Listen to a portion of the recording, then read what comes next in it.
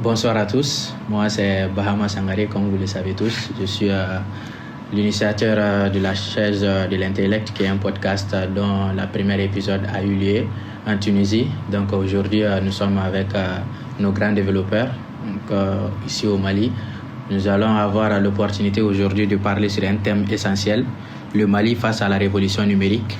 Sommes-nous prêts pour les 20 prochaines années? Donc pour ce faire, nous avions deux invités avec nous. Donc je laisse l'honneur à nos invités pour qu'ils puissent se présenter. Donc déjà, merci pour l'invitation. Moi, c'est Ibrahim Samaké, je suis développeur web et mobile.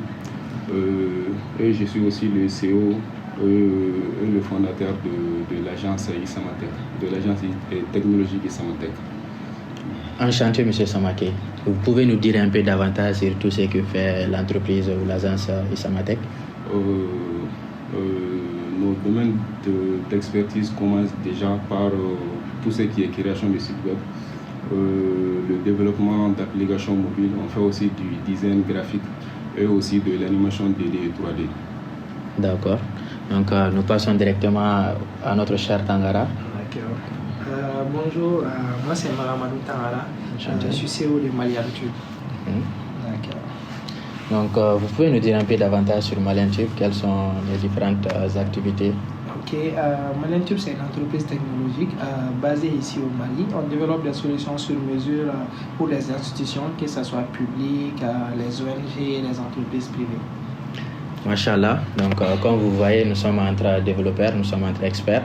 Donc, nous trois, nous sommes là. Moi, généralement, je suis aussi dans le développement. Je suis le co-manager de Javi Technologies Sarl et aussi l'initiateur d'une nouvelle start-up qui est Glazus Tech Holding, qui est aussi dans l'informatique, qui est en cours d'enregistrement au niveau du Sénégal. Donc, aujourd'hui, nous allons aborder un thème assez essentiel pour le Mali.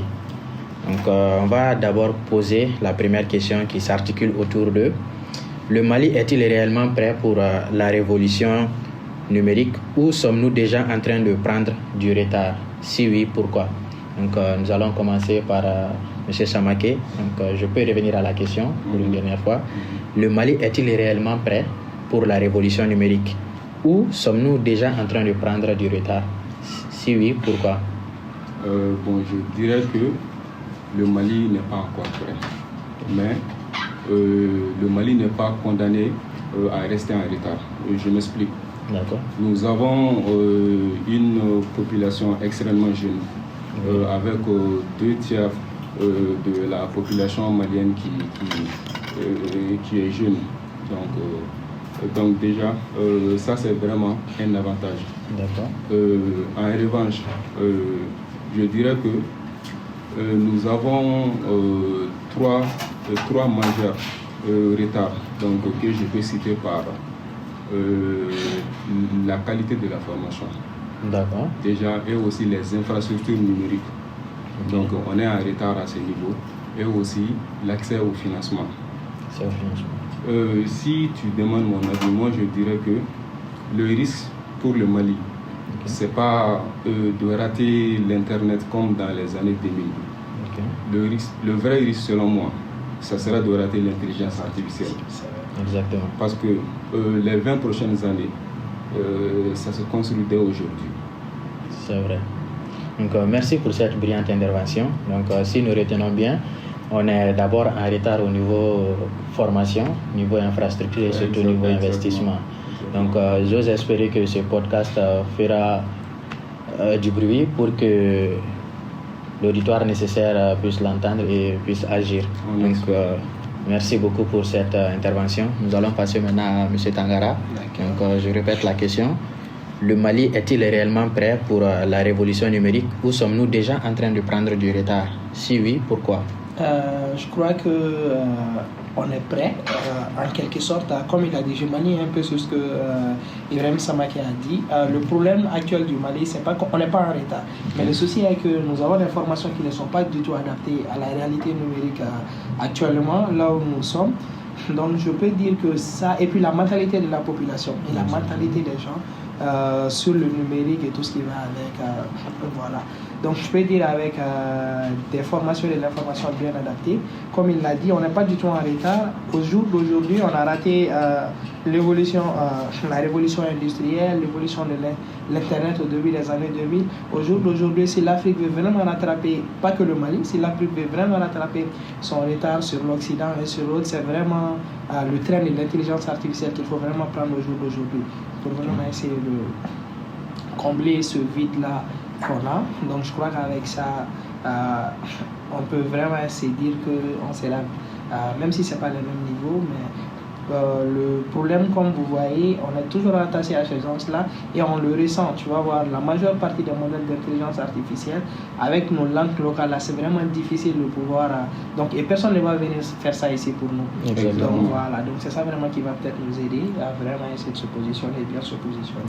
Voilà. D'accord. Merci vraiment pour ces avis vraiment brillants. Donc j'adore, je pense que ce podcast va beaucoup ouvrir les yeux à beaucoup de personnes. Bon, moi, à mon humble avis, je ne dirais pas qu'on est en retard, je dirais qu'on n'a même pas commencé. Là, c'est mon humble avis. Donc, quand on constate bien, de nos jours, quand on parle même de l'importance de l'informatique, le Malien n'a pas connaissance de ce qu'il s'agit. Donc, on a tendance à tout banaliser, Tout à fait. que ce soit au niveau de la récolte et de la gestion des données, que ce soit au niveau de la technologie, que ce soit au niveau infrastructure, niveau formation, c'est-à-dire l'inadéquation entre la formation et aussi le milieu professionnel. Donc je pense que le Mali a vraiment besoin de se mettre sur les rails. Et aussi, on connaît tous ce que traverse actuellement notre pays. Donc dans ce genre de situation, même si tu as la passion, c'est très difficile de travailler dans ce genre de situation-là. Donc on espère bien que dans les jours à venir, que notre pays va passer ce cap.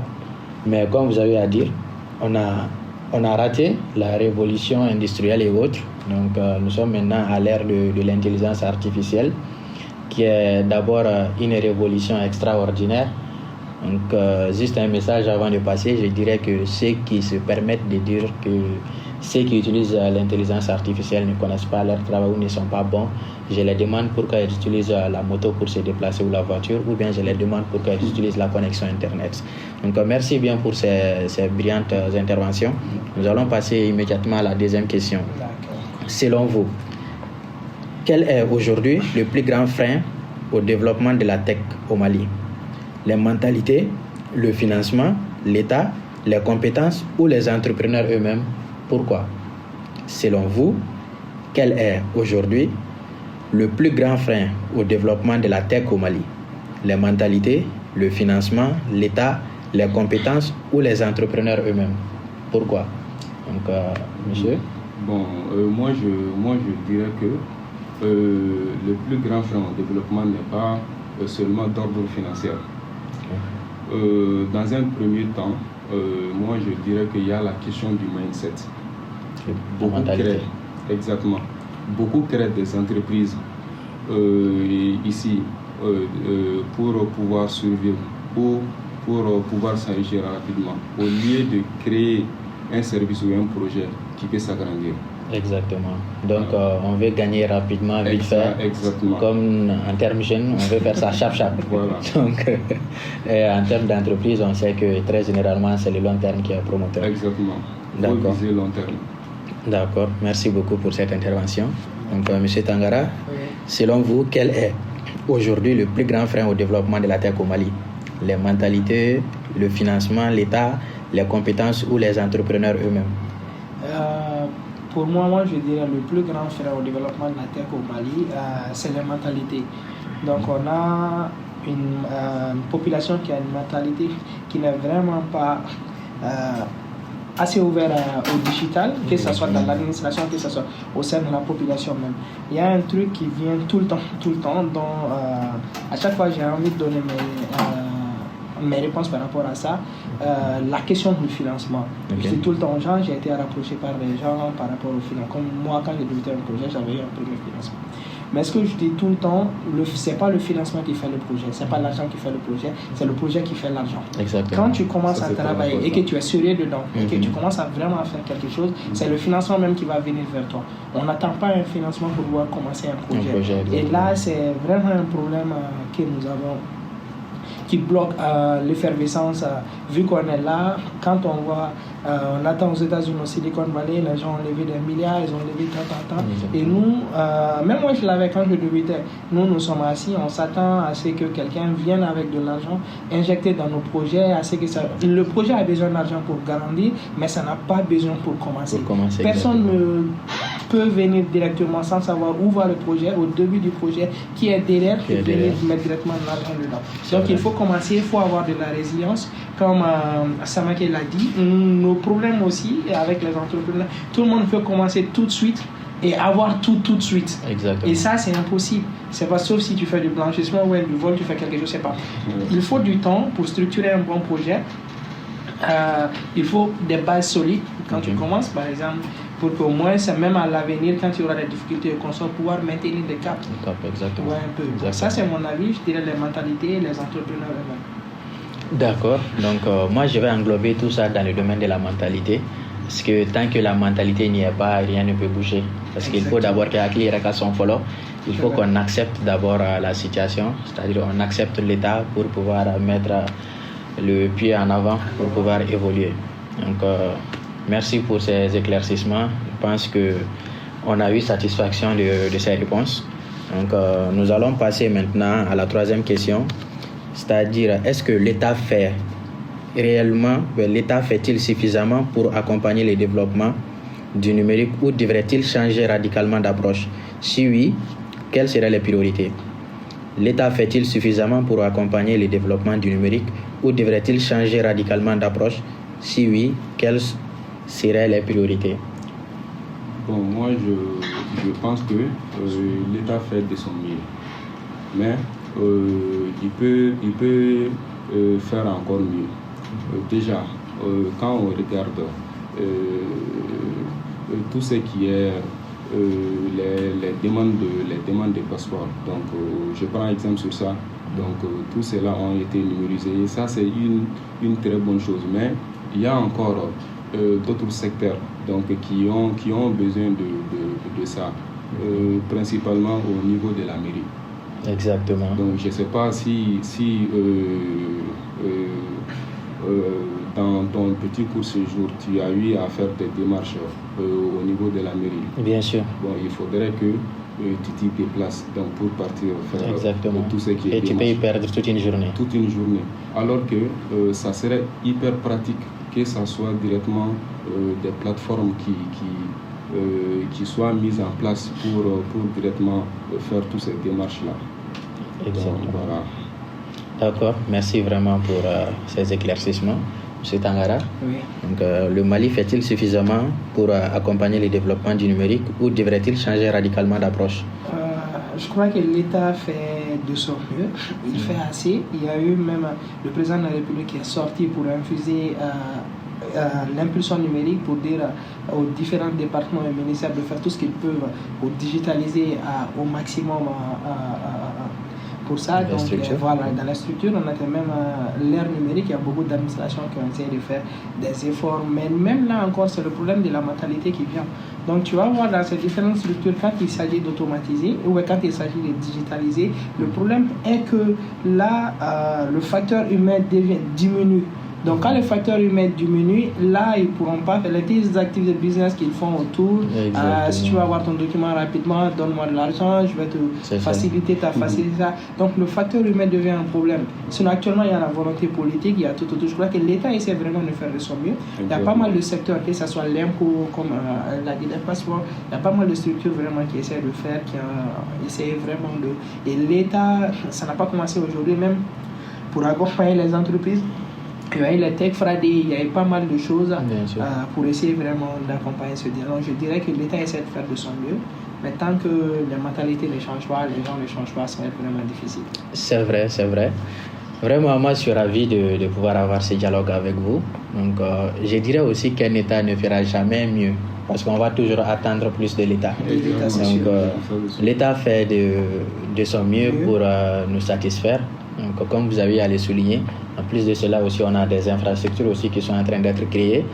Et en termes d'infrastructures, je pense que le Mali a ses data centers, même si la communication ne se fait pas assez dessus. Donc, je pense que... Au niveau de l'AGETIC. Exactement, au niveau de l'AGETIC, je pense aussi à SMDT. Ouais, SMDT. Même, je pense dans la région des Cailles, logiquement, il doit y avoir aussi quelques data centers là-bas. Donc, je pense que l'État doit encore plus accentuer, comme vous avez allé souligner. De nos jours, on ne devrait plus avoir le temps de perdre toute une journée juste pour faire la queue. Donc, Dien évoluera, Mali évoluera, on n'a plus ce temps-là. On n'a plus ce temps. Donc, on ne peut pas comprendre qu'un pays comme le Mali, aussi grand soit-il, dont la majeure partie de la population est concentrée dans la capitale, et que s'il y a une activité, il y a un événement, il faut que les gens puissent partir faire l'accueil 2-3 jours.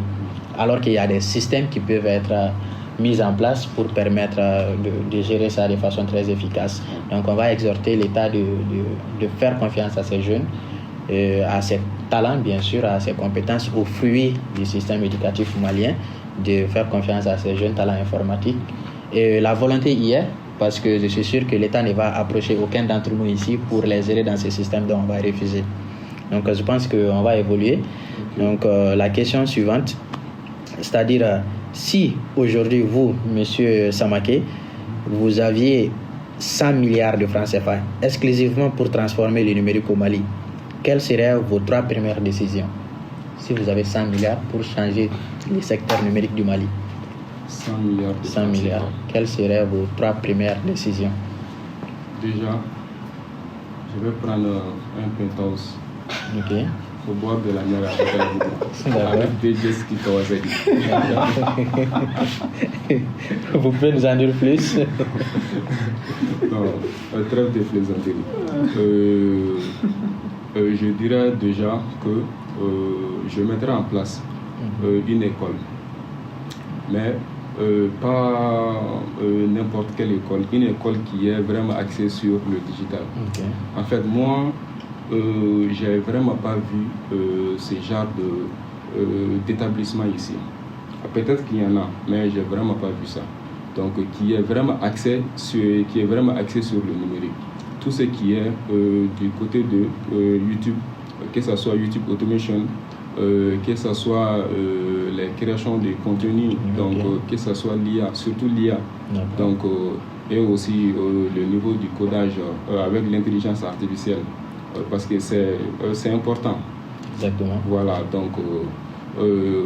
donc pour sauter sur ça, je dirais que déjà moi, je vais mettre en place un fonds d'investissement pour les startups. D'accord. Je ne sais pas si tu as eu à lancer une startup ici. C'est vraiment compliqué. C'est un calvaire. Surtout le niveau du financement. Exactement. Donc je mettrai en place un fonds d'investissement qui est vraiment axé sur les startups, mais principalement les startups dans le domaine numérique. Ok. Voilà, donc c'est dans le sens d'un incubateur en quelque sorte. Exactement, mais plus orienté éducation, financement. D'accord. Voilà. D'accord. Merci beaucoup. Donc, votre avis est nécessaire ici aussi, M. Tangara. Donc, si vous avez 100 milliards, j'espère que vous n'allez pas prendre une femme avec. Non. Les femmes, c'est le problème. Donc, si j'avais 100 milliards à investir aujourd'hui, j'allais l'inadéquation de la formation actuelle avec le marché. Okay. Donc je mettrai aussi en place un centre de formation pour vraiment essayer de pouvoir qui va pouvoir créer des pépites, parce qu'on ne fait pas une sorte de Silicon Valley ici au Mali. C'est avec un fonds d'investissement comme Samaké l'a dit, mais pas qu'avec, parce que quand tu donnes de l'argent à quelqu'un qui n'est pas expérimenté et qu'on sort de l'argent avec de l'accompagnement derrière, c'est-à-dire à chaque étape, il y a un suivi, s'il y a des paliers à débloquer ou s'il y a des trucs à débloquer. Je dirais que ce serait mes 2 premières actions que je vais poser, le fonds d'investissement ainsi que le centre de formation qui serait orienté vers. Et le 3e acte serait pour les entreprises qui sont en difficulté. Tu vas voir aujourd'hui, il y a pas mal de belles entreprises, de belles initiatives qui ont vraiment quelque chose de solide, mais à cause peut-être de mauvaises gestions ou de mauvaises décisions, ils vont se retrouver des fois dans des situations qui sont vraiment, comment je vais dire, et ici, tout le monde sait qu'en Afrique, avoir accès au financement avec les banques et les consorts, c'est compliqué. Exactement. Déjà, les banques ne font pas confiance et ils demandent des garanties qui sont vraiment solides. Et là, ça devient vraiment compliqué. Donc, la troisième action sera de mettre un fonds dédié pour aider ces entreprises en difficulté, pour les aider à remonter la pente un peu, en quelque sorte. Donc, voilà les trois actions que je poserai. D'accord. Merci beaucoup pour ces avis partagés. Donc, quant à moi, je vais plutôt m'accentuer sur la formation.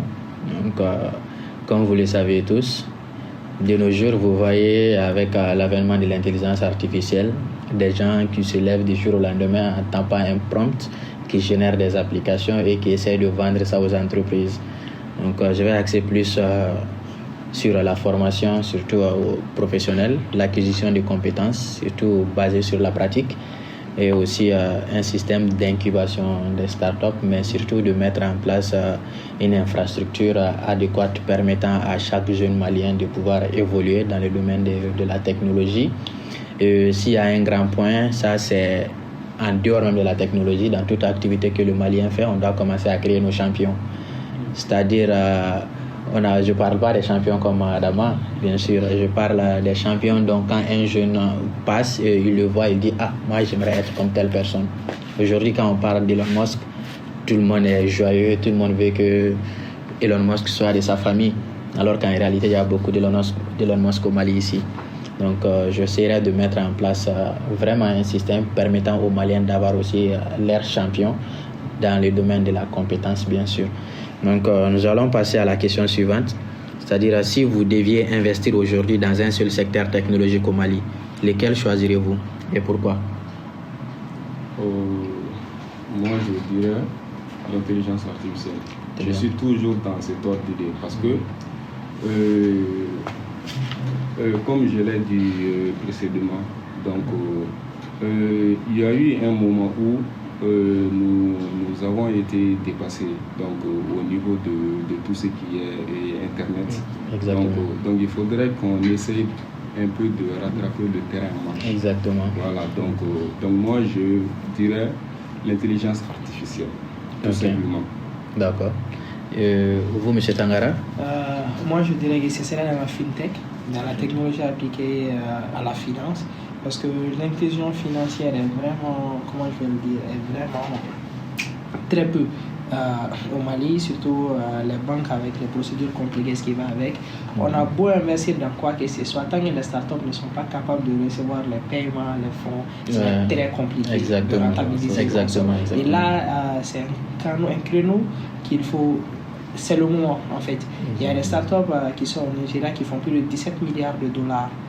Étant au Nigeria. Et ils sont capitalisés en dollars. En dollars, 17 milliards, tu t'imagines. Donc ici, je crois que c'est le moment. Même en Côte d'Ivoire actuellement, il commence à avoir beaucoup d'engouement autour de ça. Les Django, les Exactement. il y a beaucoup de personnes. Donc je crois que j'investirais plus dans la fintech.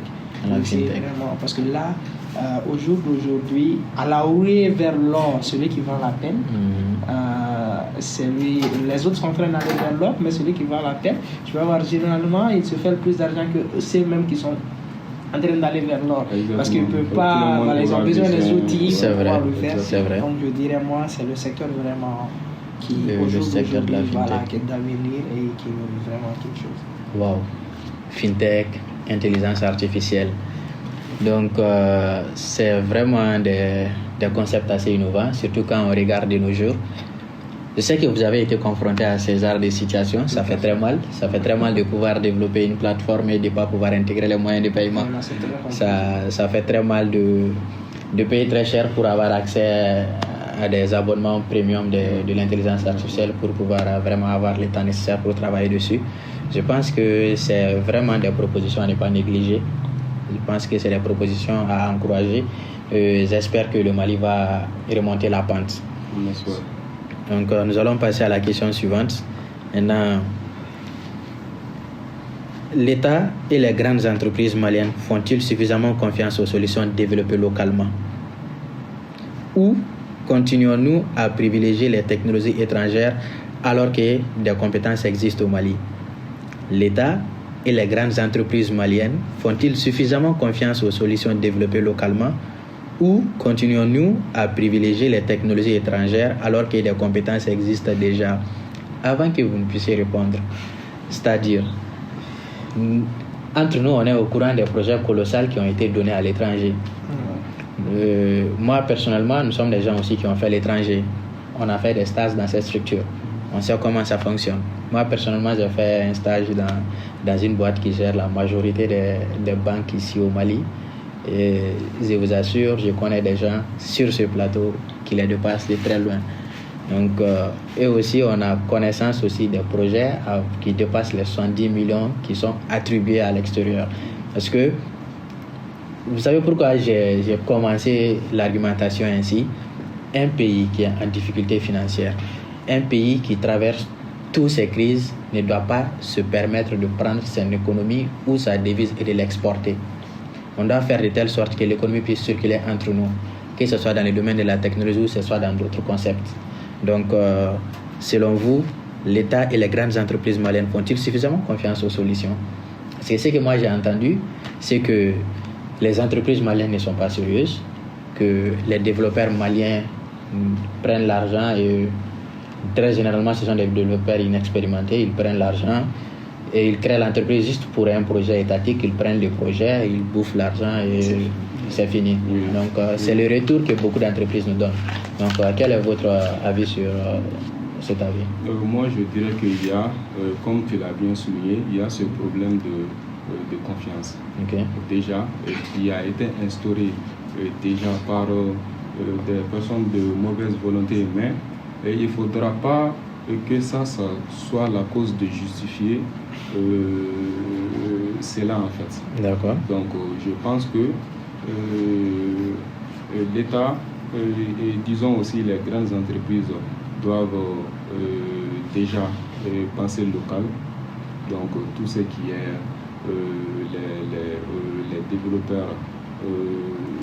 les développeurs nationaux déjà, okay. Donc avant de penser régionaux ou même de l'extérieur. Donc moi je pense que ils doivent prendre ça en compte. Exactement. Parce qu'investir dans une entreprise locale, c'est s'assurer que l'entreprise fleurisse localement. Exactement. Et l'économie va continuer à circuler dans ton pays. Voilà. Merci bien pour cet avis. Donc, M. Tangara. D'accord, vous pouvez répéter la question? Donc, la question est, c'est-à-dire, l'État et les grandes entreprises maliennes font-ils suffisamment confiance aux solutions développées localement ou continuons-nous à privilégier les technologies étrangères alors que des compétences existent au Mali? Je dirais que ça, c'était il y a un certain temps. Il y avait une certaine méfiance qui avait été tissée par les opérateurs maliens eux-mêmes. Okay. Comme tu as le dire avant ta question, il y a beaucoup de gens qui créent des entreprises juste pour un projet. Quand ils ont l'argent de ceci, ils passent à autre chose. Et récemment, avec une grande banque de la place, comme tu as dit, il y a des banques qui sont avec des fournisseurs extérieurs de consoles. Exactement. Leur seule crainte, c'était pas le produit, c'était de savoir si on serait toujours là pour les accompagner. Tellement qu'ils ont été vraiment, je dirais pas entubés. Il y a des entreprises qui sont venues, les ont vendu des solutions, mais après, il n'y avait aucun support derrière. Ils ont laissé en cours de chemin. Okay. Or que c'est les sociétés c'est les systèmes pérennes qui doivent être là tout le temps accompagnés et consommer. Mais je dirais que les mentalités sont en train de changer. Okay. Il y a actuellement pratiquement, je peux dire, toutes les grandes solutions qui sont en train d'être développées, que ce soit avec l'État ou pas mal, que ce soit les banques de la place ou avec d'autres institutions, c'est en train d'être donné aux entreprises locales ici. Exactement. Donc nous, on a eu à mener pas mal de projets avec le gouvernement et consorts. Donc ça change, alors, on essaie de redonner l'image, mais c'est les prédécesseurs qui ont vraiment, quand j'ai eu à discuter avec de grands décideurs, ils m'ont dit que voilà, c'est pas par faute de confiance, mais il y a la peur qui est là. Parce qu'ils ont eu affaire avec des entreprises qui sont vraiment venues faire de la merde, ils ont pris de l'argent, ils ont disparu, et après il n'y avait rien derrière. Donc ça fait qu'ils sont vraiment réticents. Donc c'est pour ça les grosses structures déjà bien établies, ils vont vers ça parce qu'ils se disent que ça vraiment, c'est des boîtes qui sont vraiment structurées, qui sont implémentées et seront toujours là. Je dirais exactement. Mais les choses commencent vraiment à changer. Effectivement, les choses commencent à changer. comme vous pouvez le constater si vous regardez, même en dehors de l'informatique, que ce soit dans le milieu professionnel malien, quand vous partez dans les grandes institutions, ce sont les étrangers qui dominent au Mali, plus que les Maliens eux-mêmes. Donc on a tendance à dire que le Malien n'aime pas travailler. Moi, je peux appuyer cette argumentation-là, parce que très généralement, on aime beaucoup parler et on ne laisse pas notre compétence, le résultat, parler à notre place. Exactement, je suis d'accord avec ça. Donc ça, je pense qu'on doit combattre cela. Mais il y a aussi un fléau qu'on doit dire. Les Maliens sont assez compétents. Les Maliens sont à l'international. Les Maliens évoluent partout, surtout dans le domaine de la tech.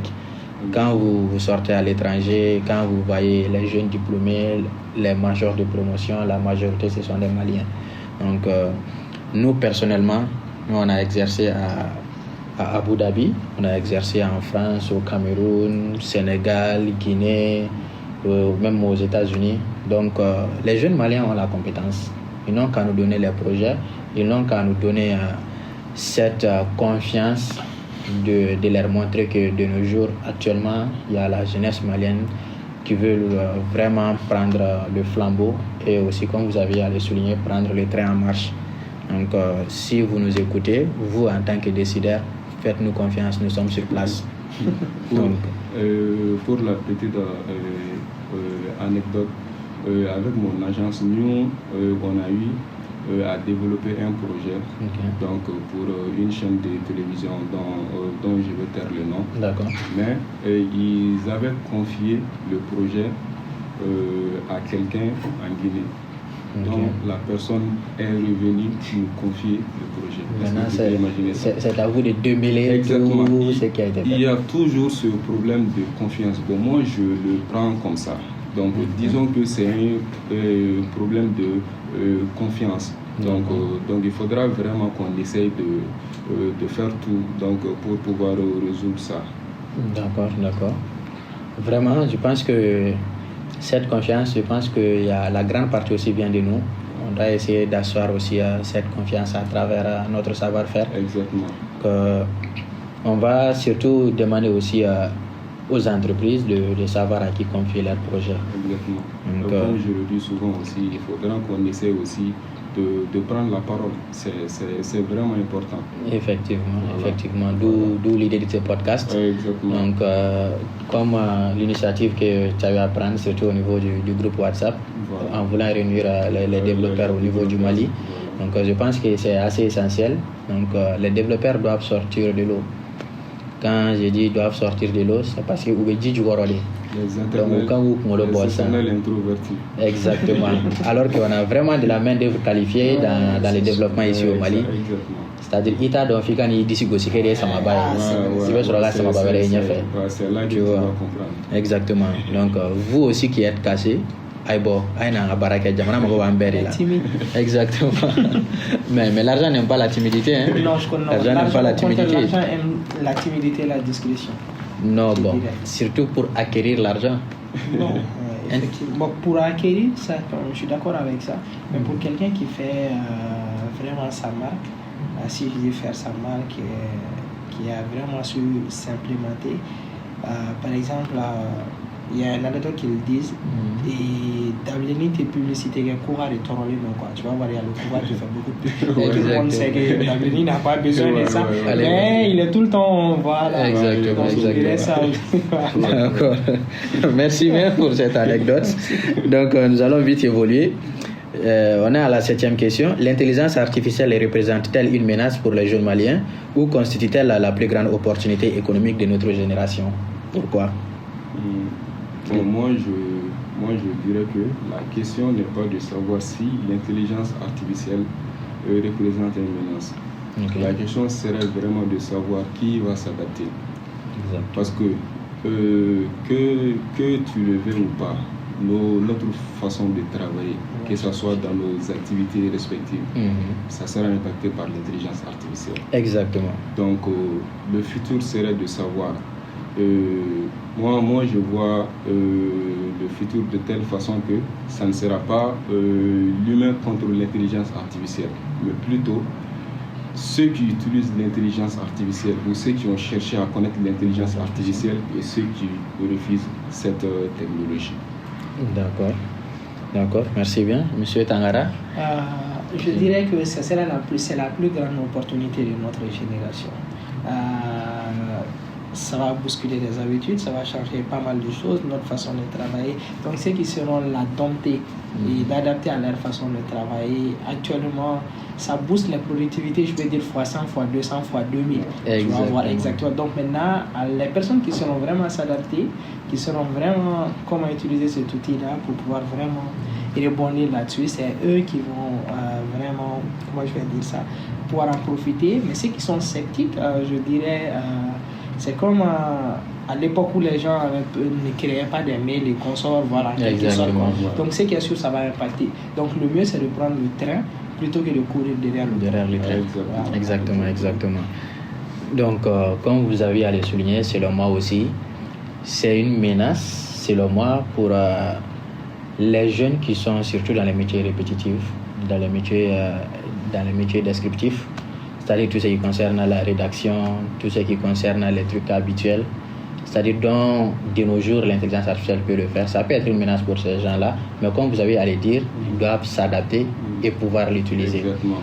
Je ne veux pas te couper la parole, mais en fait, maintenant, beaucoup de personnes peuvent prétendre faire la rédaction, mais celui qui le faisait avant, si lui, il utilise l'intelligence artificielle, ça sera quelque chose d'extraordinaire en fait. Exactement. Parce il connaît déjà exactement. Il connaît le fond c'est vrai. Exactement. Il va gagner en temps, il va gagner aussi en efficacité. Exactement. Donc exactement comme vous avez à le souligner. Voilà. Donc je peux témoigner en tant que spécialiste en data science et big data de nos jours. Mais c'est une menace au niveau de la fluidité des informations. Parce que l'amalgame qu'il y a au Mali, c'est de faire en quelque sorte l'apologie de la médiocrité en quelque sorte. Vous allez voir des personnes qui ne sont vraiment pas qualifiées pour un domaine prendre les devants pour dire qu'eux ils sont spécialistes dedans, ils font la communication là-dessus, alors qu'ils ne savent même pas c'est quoi le fond de l'intelligence artificielle. Parce que quand eux ils font des prompts, ils ne savent pas que l'intelligence artificielle récupère l'information, trie l'information, il faut que ça se dispatche. Je ne sais pas quel genre de système est derrière l'intelligence artificielle. Moi, j'ai l'habitude de dire que l'intelligence artificielle, c'est juste un temps de différence. Je ne sais pas si tu... Exactement, je vois. C'est ça. Mais de nos jours, c'est, comme vous avez à le souligner aussi, je suis très perplexe parce que l'intelligence artificielle de nos jours permet surtout à des personnes qui connaissent leur travail d'aller plus vite, plus rapidement et de gagner. L'intelligence artificielle, je ne veux pas te couper la parole, mais l'intelligence artificielle donne des super pouvoirs en fait. Exactement. Ça crée que des all-mates selon moi. Je te jure. Bon, on est tous utilisateurs d'intelligence artificielle ici, donc on connaît déjà tout ce que cet outil peut faire. Donc la question suivante, c'est-à-dire, dans 10 ans, quels métiers auront disparu, lesquels auront profondément évolué et quels nouveaux métiers auront émergé grâce à l'intelligence artificielle? Tu peux répéter? Dans 10 ans, quels métiers auront disparu, lesquels auront profondément évolué et quels nouveaux métiers auront émergé grâce à l'intelligence artificielle? Déjà, je dirais que les métiers qui vont disparaître seront, selon moi, les métiers où les gens n'ont pas su utiliser l'intelligence artificielle pour pouvoir adapter directement leur secteur en fait. Exactement. Donc je dirais que les métiers aussi qui vont, comme tu avais dit que la deuxième... Les métiers qui vont profondément évoluer. Les métiers qui vont évoluer. Bon, je dirais que c'est dans le même ordre d'idée. Donc les métiers qui vont évoluer seront aussi ceux qui vont utiliser l'IA. Okay. Ou les gens qui exercent dedans vont utiliser l'IA en fait. D'accord. Voilà. Donc, Monsieur Tangara, oui. selon vous, dans 10 ans, quels métiers auront disparu, lesquels auront profondément évolué et quels nouveaux métiers auront émergé grâce à l'intelligence artificielle? Il y a beaucoup de nouveaux métiers qui vont évoluer. Je dirais pas, il y a des métiers, je dirais pas qu'ils vont disparaître, mais il y a beaucoup de métiers qui vont se transformer. Exactement. Voilà. Donc, il y a aussi des métiers qui vont devenir incontournables. L'IA ne peut jamais remplacer un plombier ou un électricien. Et ça, c'est les métiers qu'on négligeait avant, les métiers dits ouvriers seront les métiers de demain les plus mis en valeur en fait. C'est pas si tu vois. Un peu le bail. Pour ce qui est, comme je l'ai dit, ça va transformer beaucoup de métiers et ça va faire que ce soit les assistantes administratives, je suis désolé, les assistantes administratives, les rédacteurs, ceux qui ne vont vraiment pas essayer de s'adapter. Exactement. Ou que ce soit le support de relations clients et ce qui va avec, parce qu'aujourd'hui, même dans beaucoup d'entreprises, il y a beaucoup de solutions qui sont déjà là. Qu'on est vraiment en train de trancher dans ce truc-là. Donc maintenant, les supports qui sont vraiment aujourd'hui pilotés 100% par l'IA. Donc il y a peut-être que ça soit, même quand je l'ai dit, avec la banque de la place de service de réclamation et ce qui va avec. Donc il faut s'adapter, il y a de ces métiers, il faut essayer de se réorganiser, de se réadapter, parce que ça va vraiment pas être comme c'est maintenant. Demain, ça sera vraiment encore plus poussé. Voilà. D'accord. Il y a une question. Donc, qu'est-ce que tu penses des designers? Les designers. Avec l'arrivée des mid-journées. Est-ce que leur taf des Mid-Journey, Gemini. Parce que comme tu l'as dit, il faut toujours quelqu'un pour orchestrer. Donc tu vois un peu. L'IA quand même ça fait des merveilles, mais le problème avec l'IA c'est quoi? Tu vas voir aujourd'hui, tu vas prendre 10 affiches, quand tu les vois même, tu sais que ça vient finir. Il y a beaucoup de choses qui se ressentent automatiquement. Mais je ne sais pas si vous avez utilisé Midjourney. Ça, pour moi, cette IA fait des miracles. Je l'ai utilisé. Mais c'est vraiment puissant. C'est époustouflant, sans mentir. Mais il y a toujours un mais à la fin, parce que quand vous allez observer, il y a ces petites failles qui sont au niveau technique ou au niveau descriptif que l'IA n'arrive pas à faire. Exactement. Parce que c'est à l'être humain de guider l'IA. Exactement, surtout au niveau des besoins. Exactement. Donc, comme vous avez à le souligner, donc, les métiers qui vont disparaître, selon moi, c'est toujours les métiers d'assistance en quelque sorte. Tout ce qui concerne les métiers de rédaction, les métiers de secrétariat, assistance et autres. Je suis désolé, mais ils doivent chercher à évoluer. Maintenant, quand on dit les métiers qui vont vraiment émerger, évoluer, on peut partir dans le domaine, par exemple, de la médecine. Vous voyez, de nos jours, on a des intelligences artificielles qui arrivent à opérer de façon autonome. Donc, même si ça reste un facteur assez dangereux, parce que laisser l'intelligence artificielle guider de bout en bout, c'est vraiment quelque chose. Donc, moi, je dirais que les métiers dont l'intelligence artificielle ne va pas arriver à envahir, c'est surtout les métiers qui demandent l'empathie. Les métiers empathiques sont les métiers vraiment qui vont rester, c'est-à-dire ces contacts humains-humains, cette chaleur humaine. Il y a beaucoup de métiers qui réclament cela, mais que, par exemple, quand vous regardez bien, quand vous parlez avec une personne et que vous parlez à une intelligence artificielle, c'est très différent. C'est très différent. Ça, c'est grave. Là, il y a des voix qui ressemblent vraiment. Mais moi, je parlais plus de la chaleur humaine dégagée. L'empathie. Je ne parle pas du niveau de voix. L'empathie dégagée entre êtres humains. Voilà, il n'y a pas de, disons, sentiment de... Exactement. Donc, je pense que ce sont les métiers empathiques, généralement, qui ne seront pas affectés par l'IA. Maintenant, selon vous, si un jeune malien de 18 ans vous disait « Je veux réussir dans la tech », que lui conseillez-vous d'apprendre dès aujourd'hui et pourquoi? Moi, en tant que jeune, je viens vers M. Samaké, je lui dis, je veux réussir dans la technologie. Qu'est-ce que vous pouvez me conseiller d'apprendre aujourd'hui? Déjà, moi, je lui demanderais déjà de faire un choix de carrière. Parce que, disons, la technologie, elle est vague. Okay. Déjà, qu'est-ce qui t'anime? Donc, qu'est-ce que tu veux vraiment faire? Donc, en fonction de cela, donc, je lui suggérais directement de faire des recherches. Parce que la compétence, je dirais que la compétence la plus importante selon moi, c'est c'est la recherche en fait. La recherche. Voilà. Okay. Donc je lui dirais de faire des recherches.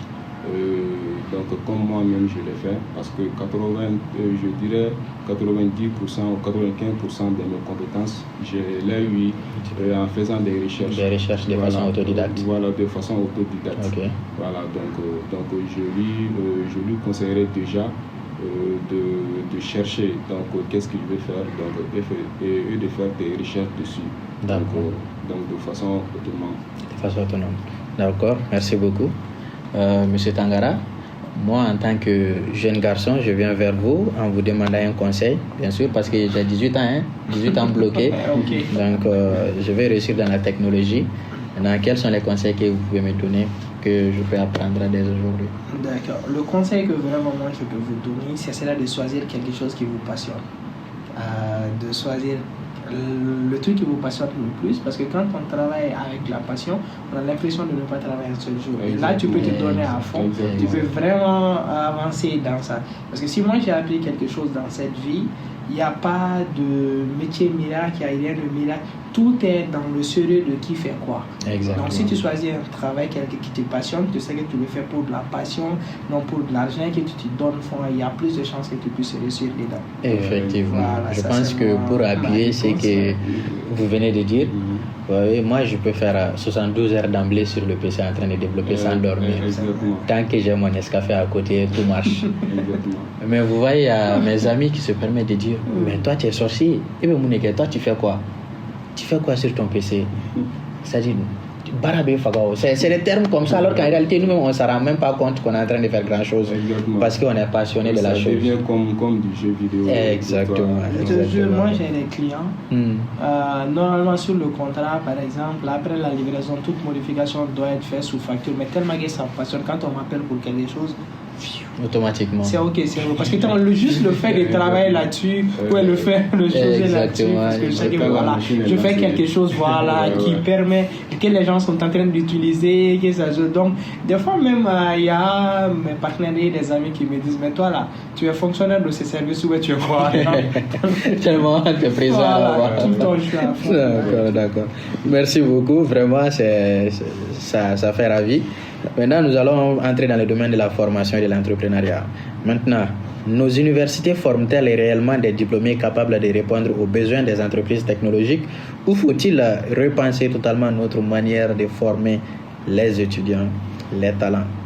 Nos universités forment-elles réellement des diplômés capables de répondre aux besoins des entreprises technologiques, ou faut-il repenser totalement notre manière de former les talents?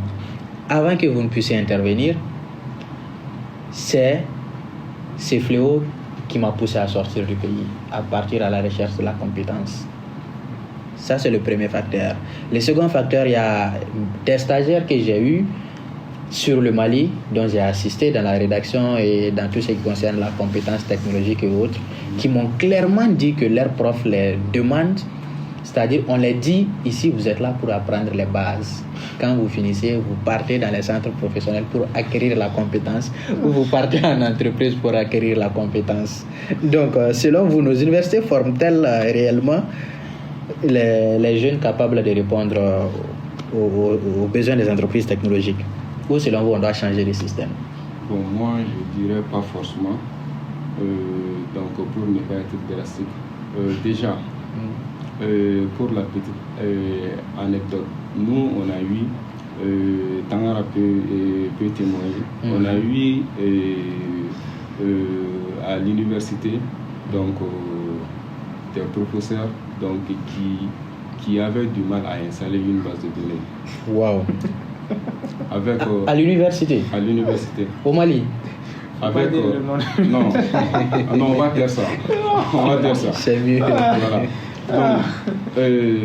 Donc, moi je dirais que le vrai problème c'est le fait que on n'adapte pas notre système éducatif en fait. Moi j'ai eu à parler avec un ami qui m'a dit que au Sénégal, donc aux filières informatiques, donc ils étudiaient Canva au niveau du design. J'étais époustouflé en fait. Parce que c'est une technologie qui est sortie à peu près quand? C'est récent. Voilà. Alors que ici, c'est le contraire, quoi. Donc moi, je dirais qu'il faudrait vraiment essayer de moderniser le processus. Donc, je ne dirais pas plus de prendre des jeunes professeurs, mais même, comment on appelle, la formation peut intervenir au niveau de ceux qui sont déjà sur place, en fait. Okay. Voilà, donc... D'accord. Vous êtes en train de rire, M. Tamara? Non, je ris parce que je suis un éternel sceptique des études supérieures et consorts. Okay. Donc je dirais que la formation, elle n'est pas du tout adéquate. Tout a eu à évoluer sauf le système éducatif malien. Okay. Tout, ça n'a jamais évolué, c'est toujours figé. Comme il l'a dit, à l'université, nous on a eu à faire un examen de programmation sur des feuilles. C'est ça là même qui m'a rappelé, c'est pour ça que je riais. Vous n'êtes pas sûr, monsieur? L'examen de C++, ou un truc comme ça. Quoi. Vous n'êtes pas sûr, monsieur? Je me suis rappelé de ça, c'est pour ça que j'ai ri. Au fait, que la formation n'est pas du tout adaptée aux réalités professionnelles. Exactement. Nous, avec ce qu'on a vu à l'université, avec ce que je suis même en train de voir récemment, on est là à bourrer le crâne des... Bon, je ne vais pas dire bourrer le crâne des enfants, mais on est là à bourrer le crâne des enfants. Des choses qui sont vraiment pas d'actualité, qui sont plus d'actualité. Et moi-même, j'ai eu à prendre le bec avec pas mal de professeurs. Lui, je me faisais tout le temps renvoyer parce que je n'étais pas du tout d'accord avec les professeurs et ce qui venaient avec. Donc, il faut vraiment un changement. Okay. Il y a, comme il a dit, Sénégal, Dakar, il y a une école en Côte d'Ivoire, Not et Number, qui sont vraiment excellents, qui essaient de s'adapter aux nouvelles technologies, qui essaient de sortir, qui essaient de challenger, qui essaient de sauver. Tu vois, quand quelqu'un aujourd'hui sort un pur produit de l'université malienne, et puis ici, quelqu'un qui fait des recherches est 10 000 fois plus, je peux dire, est 10 000 fois plus impactant que celui qui vient tout fraîchement d'être diplômé. Donc, et les entreprises n'ont pas ce temps. Te prendre, te former, là ça va être compliqué. Tu n'es pas du tout compétitif. C'est très choix en entreprise. Voilà, tu vois un peu. L'auto-formation, le mot d'ordre. L'auto-formation. Je pense que. Okay. Voilà. Nous, on était les plus mauvais de l'école. C'est ce qu'on nous appelait comme ça. Mais aujourd'hui, on incarne l'excellence dans le domaine entrepreneurial et dans tout ce qu'on est en train de faire. Exactement. Tu vois un peu. Donc, c'est pas du tout quelque chose qui est adapté à la réalité. Voilà. Donc, il y a une autre réalité. L'école, c'est son monde après l'école. Donc, il faut vraiment que l'école malienne, voilà, essaie vraiment de voir comment se positionner. Je vais avoir des gens qui ont des masters qui me demandent, mais toi là où est-ce que tu as à étudier? Exactement. Voilà, tu vois, donc on est très des sorciers même. Il y a des sorciers tout accessible. Moi, j'ajouterais plus qu'on était plus en avance sur le système éducatif qui était enseigné en fait. Donc c'est un peu à cause de ça qu'on était un peu découragé parce que nous on était plus en avance par rapport à ce qui se faisait en classe. Exactement. Voilà, donc franchement, on a tous subi ces fléaux. Moi, ayant subi beaucoup d'autres facteurs, surtout à l'échelle internationale. Par exemple, je viens du Sénégal pour une conférence au niveau de African Diplomatic League où après la conférence, je travaillais dans les locaux de l'entreprise d'un ami du nom de Eglix Lab, qui est une entreprise sénégalaise. Donc, un jour, je suis venu, il m'a dit « Mon cher, ça me ferait plaisir que tu puisses nous accompagner lors de la foire qu'organise une de nos universités partenaires. » Il dit « Ah bon, oui. Les stagiaires que tu vois ici, ce sont les universités qui me les envoient. Je les forme directement aux compétences réelles du métier et en contrepartie, l'université me paie. » Il dit « Ah bon, mais là c'est génial. La foire, c'est quand on m'a donné la date de la foire. Je suis parti à la foire. L'université a pris l'R6S, c'est comme CICB. Ils ont organisé la foire entière. Ce n'est que les étudiants de l'université. Mon cher, je passais stand par stand. Faut voir les gens de la L1, L2, L3, bien sûr avec l'intelligence artificielle, mais faut voir les solutions que ces jeunes-là sont en train de mettre en place. Sénégal tout près. Ça, c'est Sénégal tout près. C'est-à-dire, qu'est-ce qui n'a pas marché dans notre système? Quand vous prenez par exemple la Tunisie, par exemple, vous allez voir toutes les classes certifiantes, les classes où on doit avoir un diplôme. C'est-à-dire, pour avoir ton diplôme, il faut que tu aies ton attestation de stage obligatoirement. C'est-à-dire, les 3 mois, vous faites ça en classe, en cours théorique et tout, avec un peu de pratique et tout, mais les 3 mois restants, vous partez le faire en entreprise. Pourquoi le Mali n'est pas adapté ce système-là? Pourquoi on n'essaie pas de revoir notre système, l'adapter au marché de l'emploi? Parce que ce qu'on constate, malheureusement, les universités maliennes aujourd'hui, c'est du commerce. Non, c'est du business. C'est du commerce.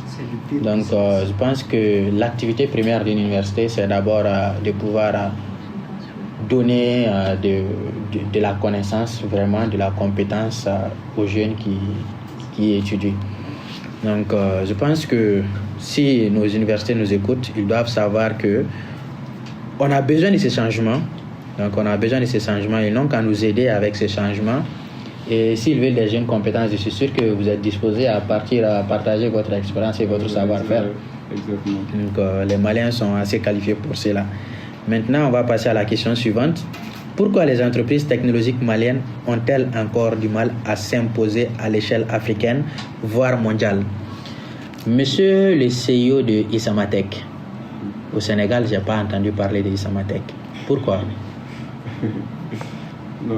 Déjà, donc, pour répondre à ta question, je dirais que beaucoup d'entreprises ici créent des solutions pour des problèmes locaux. Okay. Donc, la plupart des entreprises créent des solutions pour des problèmes locaux. C'est quelque chose de bien. Nous-mêmes, nous faisons ça. Okay. Mais l'idéal, ça sera dès le début du processus, donc de penser expansion. Expansion, exactement. Voilà, donc de penser à l'international, à l'internationalisation, à la bourse. Exactement.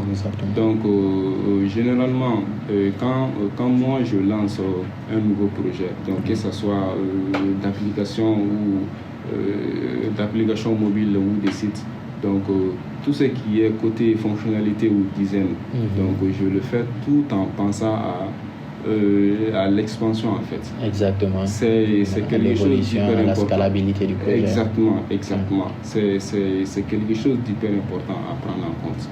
Donc maintenant, au niveau de pourquoi tu n'as pas entendu parler de Isamatech au Sénégal, peut-être que c'est toi qui n'as pas entendu parler d'Isamatech au Sénégal. Okay. Voilà, donc il y a aussi ça à prendre en compte. Sinon, nous ne sommes pas seulement axés au Mali.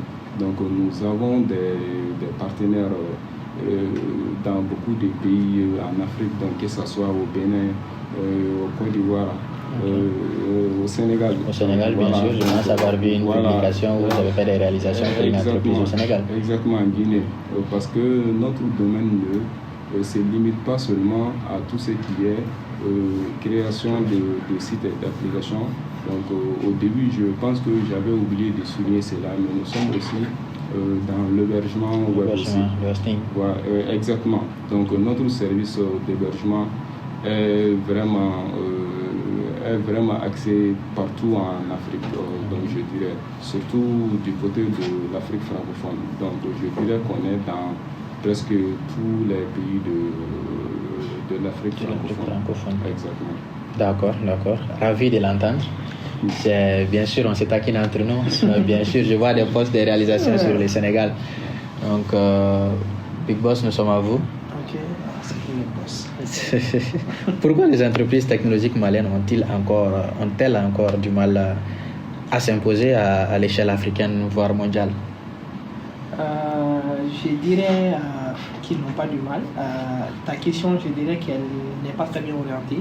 J'orienterais pourquoi les startups maliennes. Sinon, je peux t'assurer qu'il y a des entreprises qui sont maliennes, qui sont vraiment des entreprises qui font vraiment des chiffres vertigineux, mais ils ne sont pas sur les réseaux et ils ne sont pas connus.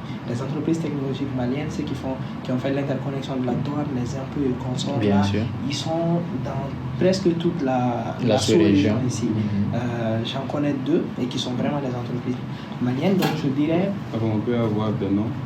Non, je préfère pas dire des noms ici, voilà. Okay. Parce que j'avais eu un petit différend avec Inde parce que j'avais eu l'un de leurs marchés qui m'a été refilé. Donc, ils avaient à disposition le domaine d'un des plus importantes institutions du pays. Donc, après, quand on m'a refilé, donc on a eu... ça a vraiment failli aller. Donc, c'est là que j'ai vu qu'ils étaient vraiment puissants et qu'ils sont vraiment dans pas mal de pays. Voilà, de pays. Ils ont fait pas mal de choses, même pour ce pays, que ce soit à l'extérieur et consorts. Donc, mais c'est les gens c'est les dinosaures, ils sont pas sur les réseaux et consorts, ils sont dans le B2B, avec des contrats gouvernementaux, des contrats avec des grosses boîtes. Et puis tu vas voir qu'ils sont dans des trucs qui sont vraiment sensibles. Donc on ne peut pas venir exposer ça sur les réseaux. Donc voilà. Il y a vraiment des entreprises maliennes qui s'imposent, je dirais. Mais côté start-up, quand même, c'est là qui est problématique. Parce que tu vas voir, il y a beaucoup de start-up, que ce soit au Sénégal, à Dakar, qu'on connaît à l'échelle mondiale et comme ça. Mais même en Afrique ici, personnellement, quand je lançais un Malien Tube en 2020, j'ai vraiment eu la chance de bénéficier d'une forte exposition. Donc j'ai même été sur RFI, pas mal de chaînes internationales qui ont couvert la start-up et tout. Donc je dirais, c'est juste, comme il l'a dit, il faut parler, il faut oser, il faut montrer ce qu'on fait, il faut mettre en avant ce qu'on fait. Okay. C'est juste ça le problème. D'accord. Merci vraiment pour ce partage d'expérience. Maintenant, la question suivante, c'est-à-dire, pourquoi savons-nous former des bons développeurs, mais beaucoup moins de fondateurs capables de créer, développer et faire grandir des entreprises technologiques? Un bon technicien n'est jamais un très bon entrepreneur. Moi, il m'a fallu beaucoup de temps pour avoir la casquette de dirigeant et consort.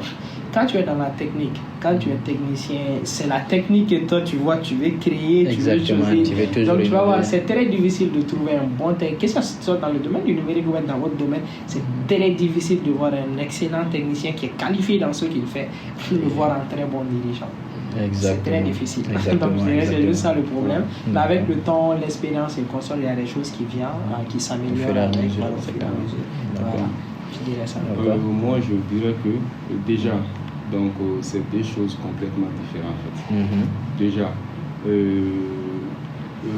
du niveau du technicien, donc je vais prendre l'exemple sur un développeur et d'un entrepreneur. Déjà,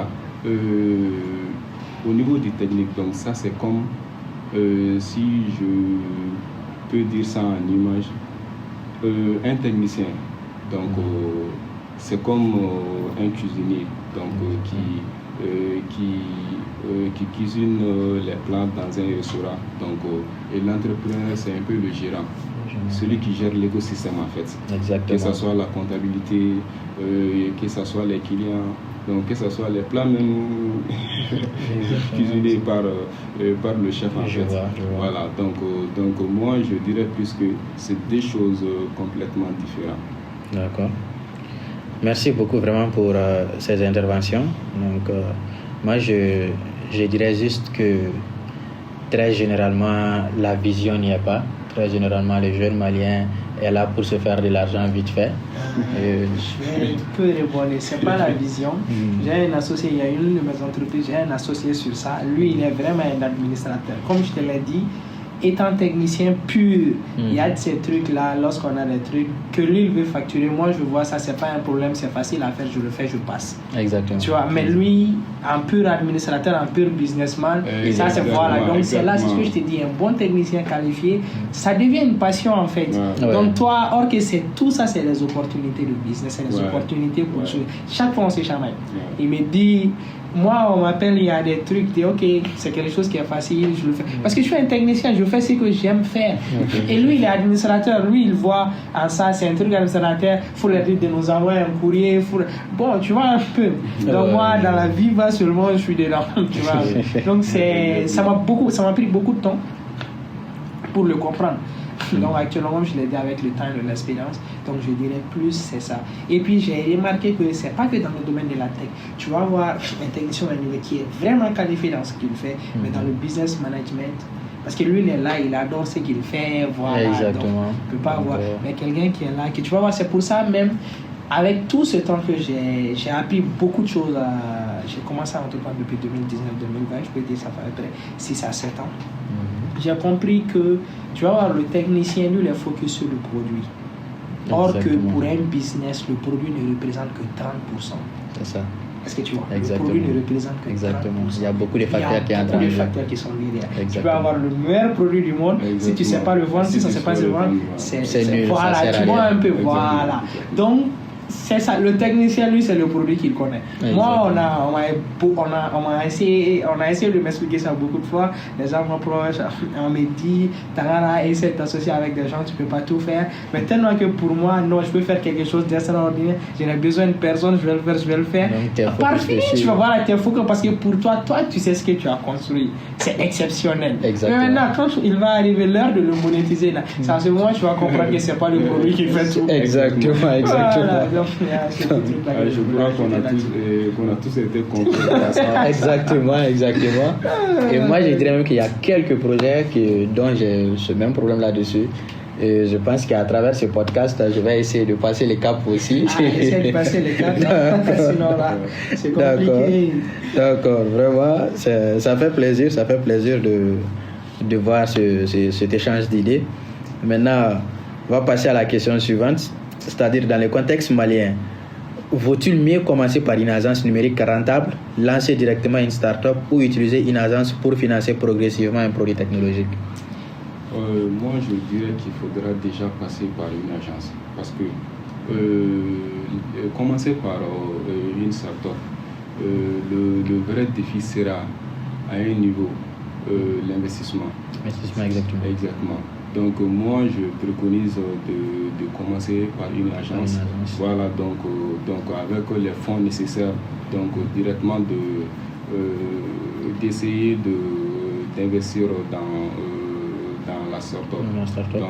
Donc je pense que c'est même cette stratégie que la plupart des entrepreneurs dans le monde font en fait. Exactement. Donc faire de l'agence un tremplin pour financer. Exactement. Donc selon vous, c'est...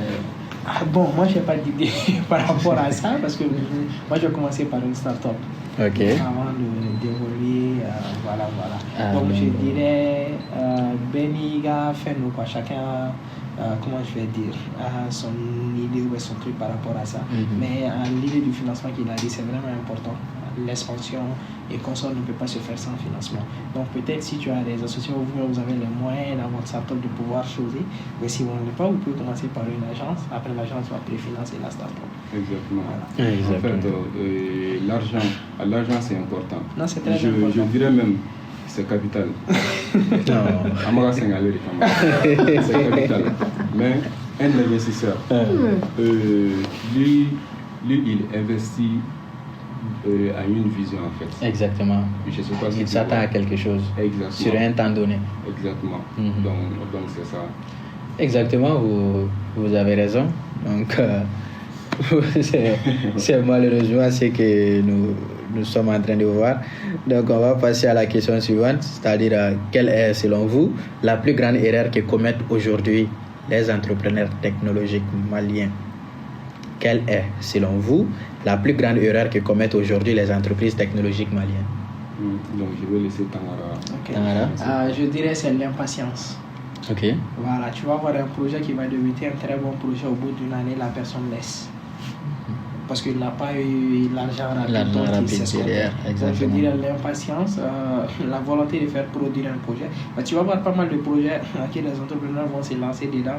Le but même, ce n'est pas le projet en tant que tel, mais l'argent. Donc là, ça devient un peu compliqué. Quand ils ne vont pas avoir le fait escompté, ils vont chercher d'autres personnellement, quand moi j'ai créé l'application Malentube, l'application de streaming, j'ai fait une année avec, sans rentabilité ni rien. Mais quand je l'ai vendu à l'artiste Ibawan. Au bout d'une semaine, Dieu seul sait l'argent que le monsieur s'est fait avec. Et rien qu'en associant son image avec, il y avait 32 000 utilisateurs dans l'application. J'ai directement regretté. Et des millions de retombées. Imagine, il y avait des personnes qui payaient des abonnements à 9 000 francs. Prends 9 000 au Mali ici, prends 9 000 multiplié par 32 000. C'est quelque chose. Je te jure. J'ai direct regretté. Et là, c'était le fruit de mon impatience parce que je voyais, voilà, et rien ne vient. Donc voilà. Donc Après, donc j'ai su, et puis il y a pas mal de projets, donc j'ai été boycotté avec, pas mal de choses avec. Mais au jour d'aujourd'hui, Dieu sait l'impact que ces projets-là. Parce que j'y ai cru, je ne les ai pas abandonnés. J'ai continué de travailler là-dessus, tout ce qui va avec, et tout. Donc je dirais le plus grand problème, c'est l'impatience. Tu vas voir, même, prends l'histoire de Jack Ma, Alibaba, ils ont fait combien d'années, ils n'étaient pas rentables. Beaucoup. Ils ont continué à bosser dessus jusqu'à ce que soit là. Bien sûr. Donc c'est ça le problème. Les projets naissent, les projets meurent, je lance quelque chose, au bout de 6 mois, je n'ai pas d'argent, je réfléchis à une autre idée, je laisse ça. Et pourtant, tu pars et recommencer à zéro avec la nouvelle Exactement. idée. Bon, voilà. Et puis, on essaie de tout faire en même temps. On essaie, c'est ça le gros projet, de mes associés aussi. À chaque fois, je le dis tout le temps. On n'a pas fini avec quelque chose, d'avoir tout le temps de nouvelles idées. Tu vas avoir un projet. Vous commencez ce projet, vous laissez ça, vous allez commencer un nouveau. Stay focus. Tu vas voir, même chez Google, YouTube, là, c'est un département entier à part. Bien sûr. C'est les entités à part. Il y a des gens même qui ne savent même pas que YouTube les appartient. Tiens, il y a Gmail à part. Donc, tu vas voir un entrepreneur malien. Lui, il veut faire YouTube, il veut faire Gmail, il veut faire Facebook, il veut faire TikTok. Ça, ouais. Donc là, c'est très compliqué. Ça peut jamais, voilà. Donc, on est là, c'est vrai, il y a la fougue qui va derrière, voilà. Donc, je dirais un peu, c'est ça. De ma petite expérience, c'est ce que j'ai remarqué. Ça, c'est une petite expérience, vraiment. Bon, moi, je pense que Tanara a dit l'essentiel. Mais moi, en tant que développeur, donc moi, je vais plus me focaliser sur ce côté. Donc, je pense que beaucoup d'entrepreneurs, disons, qui ont des agences technologiques, donc essaient de créer des solutions à des problèmes qui n'existent pas. Moi, j'ai vraiment vu beaucoup qui font ça en fait. D'accord. Donc je sais pas si tu comprends un peu. Bien sûr. Voilà. Donc moi je dirais plus d'essayer de faire une solution à un problème qui existe en fait. Exactement. Donc c'est ce que moi j'ai essayé de faire ou disons que j'ai fait avec l'application Noria. Il y avait vraiment un problème de les personnes qui ne sont pas instruites. Donc je ne sais pas si tu as déjà vécu l'expérience. Donc ils vont venir vers toi donc pour te demander crédit. Voilà crédit que c'est donc moi je me suis dit que ces personnes-là ont un smartphone, le téléphone le plus intelligent au monde. Bien sûr. Donc pourquoi ne pas faire en sorte que ce téléphone-là puisse les aider. Voilà. Exactement. Donc je dirais même que c'est là même qui m'est venue l'idée de l'application Noria. Donc qui guide en langue nationale Bambara donc les utilisateurs à pouvoir faire tout ce qui est leur opération de téléphonie avec tous les opérateurs de téléphonie au Mali. D'accord, vraiment, chapeau pour ces réalisations et j'ose espérer que ça va continuer à impacter et à fleurir. Donc, selon moi, je pense aussi, je vous rejoins bien sûr, c'est surtout au niveau de l'impatience et aussi au niveau de l'accumulation de projets. Surtout pour un début, on veut tout faire à tout moment. C'est-à-dire, tu lances un projet, j'ai été victime de ça, c'est-à-dire, on a tous été victimes.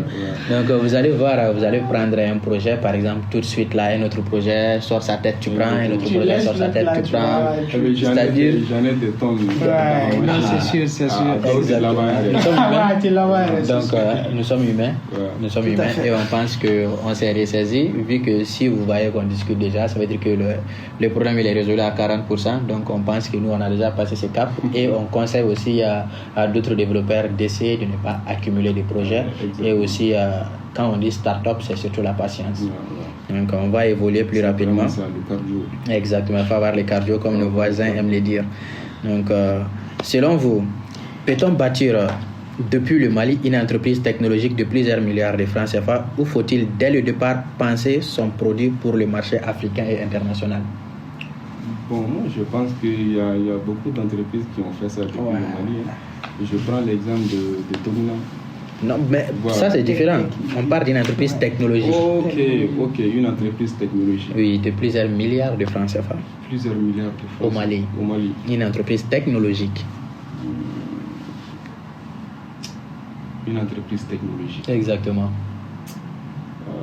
Ils sont cachés même s'il y en a. Non, ils sont cachés, il y en a. Ouais. Il y en a. Il y en a. J'en connais même. Bon, actuellement, moi, j'ai vraiment pas d'idée de. Tu vas pas les voir.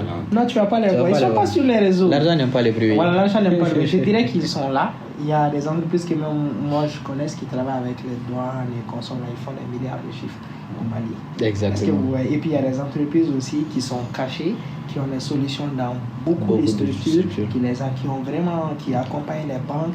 J'en connais une même qui accompagne pas mal de banques pour l'intégration des PSP, qui font aussi des milliards. Ouais. Mais tu vas jamais les voir sur les réseaux. Sinon il y a des entreprises. Au Mali aussi on peut le faire. Bien informé. Ah, bien sûr. Ouais. Donc tu vas voir. Il fait c'est partie possible. du cercle vicieux. Non, c'est pas un cercle vicieux. Ok. Donc tu vas voir, c'est possible de le faire. C'est possible de le faire, mais ils l'ont pas fait du jour au lendemain. Ok. C'est des gens qui ont vraiment fait leur marque. Important. Qui ont vraiment, très important. Même récemment, je parlais avec un décideur qui me conseille, comme je l'ai dit avec les entreprises que je connais. Donc je me suis pris Beck. C'est des gens qui étaient qui depuis pas mal de temps, depuis 2007, ils sont là dans les affaires de digitalisation. Ils ont vraiment fait leur temps jusqu'à venir avoir des contrats de plus de 500 millions l'année avec des avenants et tout ce qui va avec. Tu vois un peu, mais ça ne s'est pas fait en un jour. Ils ont vraiment cultivé. Exactement. Jusqu'à maintenant, on sait que vraiment, c'est des gens qui sont solides. Parce qu'on ne va pas se mentir, personne ne va venir confier un projet d'un certain capital à quelqu'un. On ne sait pas s'il est solide, s'il a les restes, pour pouvoir le supporter. Voilà, c'est là où on te dit, pour avoir tel projet, il faut rouler dans telle voiture. Bon, pas forcément, mais on peut, voilà, au moins ça. Exactement, parce que ta façon d'être vue, voilà, ta façon d'être vue, voilà, ça on reconnaît le monde vraiment grâce à son avis. Exactement. Je dirais ça. D'accord, merci vraiment pour ce partage. Maintenant, nous sommes, imaginez bien sûr, nous sommes en 2035, le Mali est devenu une référence technologique en Afrique. Vous y croyez bien sûr? Ouais. Ok. Maintenant, les entreprises maliennes exportent leurs solutions, les jeunes trouvent des emplois qualifiés, les startups lèvent des financements et le numérique contribue fortement à l'économie nationale.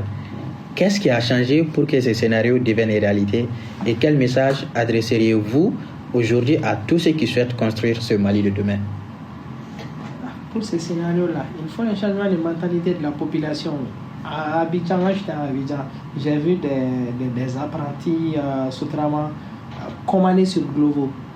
Tu vois, ils utilisent des applications, ils ont plus une culture, voilà. Tu vas voir la mentalité de l'Africain, c'est compliqué de faire confiance à une application ou à un service, voilà. Donc ça, il faut vraiment que les mentalités changent. Quand les mentalités vont changer, que les gens vont pouvoir de plus en plus utiliser les services digitaux. Donc ça va changer. J'ai eu récemment amené avec la Direction générale du commerce et de la concurrence les autorisations de délivrance du carburant. Tout a été complètement digitalisé, mais tu vas voir, même demain, il y a des gens qui vont se rendre avec leurs documents au sein de la direction pour qu'on puisse faire leurs autorisations. Parce qu'ils veulent un truc physique. Physique, parce qu'ils sont là. Donc tant que ces mentalités-là ne changent pas, ça va être vraiment difficile, mais quand ces trucs-là vont changer, ça peut, voilà, vraiment... Mais selon moi, la mentalité aussi dépend de l'infrastructure mise en place. Non, c'est pas que l'infrastructure. Au jour d'aujourd'hui, sur tout ce qui est carburant, avec la direction générale, on a pu tout digitaliser. Mais au début, ça n'a pas du tout été facile. Imagine, même aujourd'hui, les 900 convois qui ont été réceptionnés, les agents au niveau de l'OMAP, ils ont les feuilles qui les retraçaient. Opérateurs, chauffeurs, ça les fatiguait. Quand on a, avec l'impulsion du nouveau directeur général, on a voulu digitaliser, on a créé l'application qui peut l'être très facilement. Il y a tous les opérateurs qui sont dans la base, vous sélectionnez, vous enregistrez. Exactement. Et il y a eu une très forte réticence. Non, mais au jour d'aujourd'hui, c'est les premiers à féliciter. Ça n'a pas été facile. On a fait 1 mois à 2 mois jusqu'à ce qu'on leur décide qu'ils n'utilisent pas, il y aura des sanctions pour qu'ils puissent s'adapter à la solution. Donc maintenant, quand je parlais d'infrastructure, c'est là où vous parlez de sanctions. Parce que quand vous voyez bien, quand la personne est partie sur le lieu, on lui demande, bon, on ne fait plus ça, il faut le faire en ligne. Il faut le faire en ligne. Donc vous adaptez la mentalité de la personne. C'est pour ça que j'apprécie beaucoup le directeur de la DGCC. Là-bas, les courriers, la présence physique. C'est pas les équipements de pointage qu'on exporte, hein. C'est une application sur mesure qui a été faite. Les gens pointent avec empreinte et reconnaissance faciale. Okay. Quand on a essayé d'implémenter ça là-bas aussi, ça a été vraiment le blocus. Les gens, tu vois le problème. Donc quand ça a été dit, tu pointes pas, tu es considéré comme absent. Okay. Au jour d'aujourd'hui, tu vas voir à 8h, tout le monde a pointé. Donc ça fait qu'il y a la présence au sein de l'infrastructure. Or que tout le temps, on manquait les gens au bureau. Là-bas, ils traitent plus de 200 courriers par jour. Tu t'imagines en train de traiter ça de façon manuelle? Voilà. Mais Or, quand ils vont on finir ça quand pour commencer le travail. tu vois, et puis tout le temps, il y avait des pertes de courrier, il y avait, des trucs qui étaient là tout le temps.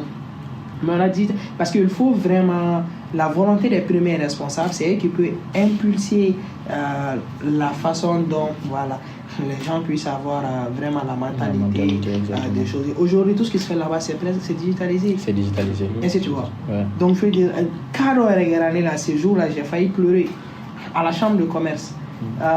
Quand on a installé notre système de gestion de courrier là-bas, la secrétaire elle a dit qu'il y a les gars baratiens. Or que c'est son travail qui a été facilité. Ouais. Le courrier vient, toi tu prends le courrier, tu l'amènes chez le premier responsable, il impute, tu reprends, tu vas donner à l'intéressé à laquelle le courrier a été imputé. Tu vois le circuit. Or qu'avec le système digitalisé, le courrier vient, tu enregistres, le premier responsable, il voit directement dans l'affaire, il impute et ça va automatiquement. Le circuit, il est coupé et les traitements deviennent très rares. Le fait qu'il ne fait pas ce traitement, de prendre le papier, aller chez le premier intéressé et le prendre pour lui, son travail vient d'être fini. Donc tu vois, avec des mentalités comme ça, c'est vraiment difficile que les choses avancent. Effectivement. Donc, pour appuyer ce que tu viens de dire, j'étais en train de marcher au CICES du Sénégal. J'ai vu des cacahuètes, donc j'ai l'habitude d'acheter ça sur Tunis. Donc je me suis dit, est-ce que je peux acheter des cacahuètes? Le gars il vient, il me dit oui bien sûr vous pouvez acheter. J'ai dit mais j'ai pas de liquidité sur moi, est-ce que je peux payer en ligne? Automatiquement le gars m'a dit oui. Avez-vous carte Bocadian, tu fais le paiement. C'est-à-dire même au Sénégal, quand c'est-à-dire à Dakar, et récemment, une semaine, je n'ai pas utilisé de l'argent liquide. J'ai été là-bas, j'ai fait un mois, je n'ai pas utilisé. J'ai pas utilisé pareil. Vois, parce que les c'est-à-dire gens, les garibou, tu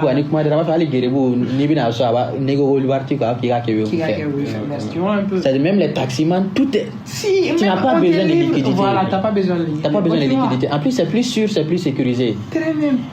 C'est pour toi. C'est pour toi. Vous voyez. Non. Selon vous, je reprends la question. C'est-à-dire le Mali est devenu une référence technologique en Afrique. Les entreprises maliennes exportent leurs solutions, les jeunes trouvent des emplois qualifiés, les startups lèvent des solutions et le numérique contribue fortement à l'économie nationale. Maintenant, qu'est-ce qui a changé pour que ce scénario devienne une réalité et quel message adresseriez-vous aujourd'hui à tous ceux qui souhaitent construire ce Mali de demain? Ok, donc toujours dans l'ordre d'idée d'un développeur. Donc, moi je dirais que ce cas de figure sera possible déjà. Donc quand, pour moi, on va essayer d'enseigner le codage, l'intelligence artificielle dès le plus bas âge. Okay. C'est vraiment important. Je ne sais pas si vous avez remarqué quelque chose. Les pays, disons, d'autrefois émergentes, donc moi je ne les qualifie pas maintenant de pays émergents, donc les pays asiatiques. Donc je ne sais pas si vous avez remarqué, mais eux, ils ont plus adapté ces systèmes en fait. Ils ont plus misé sur l'éducation, l'acquisition de compétences. Exactement, surtout au niveau de la technologie. Exactement. Voilà. Actuellement, c'est les hubs technologiques. Exactement. Tu te rends dans ce pays, tu as l'impression que tu te trouves dans des jeux vidéo. Exactement. Même le niveau de la robotisation. Donc je ne sais pas si tu vois. Au départ, donc c'était des robots qui, disons, qui faisaient pas grand chose quoi. Mais maintenant, donc ils ont réussi à vraiment lever le level, même le niveau au niveau de l'auto, comment on appelle, le mot m'échappe, de l'automobile. Okay. Donc je ne sais pas si vous avez remarqué, nos marchés sont remplis de leurs véhicules.